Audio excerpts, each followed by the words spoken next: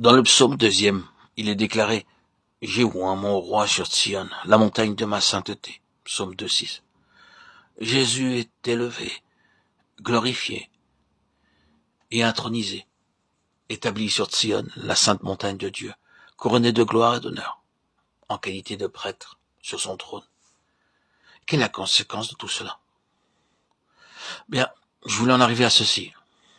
C'est qu'en cette réalité de Christ, élevé et intronisé en vertu de l'absolue satisfaction de Dieu et dans l'Église, comme cela fut le cas le jour de la Pentecôte, qu'alors le pouvoir du diable est sapé.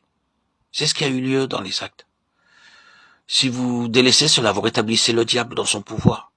Je veux sérieusement insister sur ce point parce qu'une des majeures activités du diable à la fin des temps consiste à amener l'Église dans une telle position qu'elle ne pourra pas fonctionner et que sa puissance sera neutralisée, ainsi que son témoignage et son influence.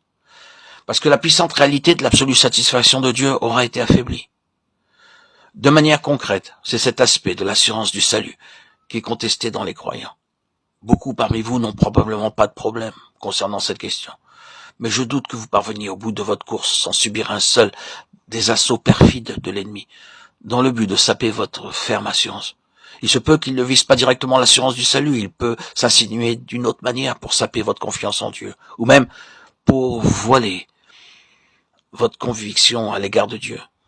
Mais c'est cela qui est le cœur et la nature même de la bataille de la foi. Nous devons être confrontés à cette bataille de la foi jusqu'au terme de notre voyage. En réalité, elle deviendra de plus en plus sévère et intense. La foi va être testée de plus en plus et quand elle triomphera, en transcendant le conflit, il y aura la victoire. Sur quel terrain la foi sera testée? C'est sur le terrain de notre relation même avec Dieu et de l'attitude de Dieu envers nous que la foi sera mise à l'épreuve.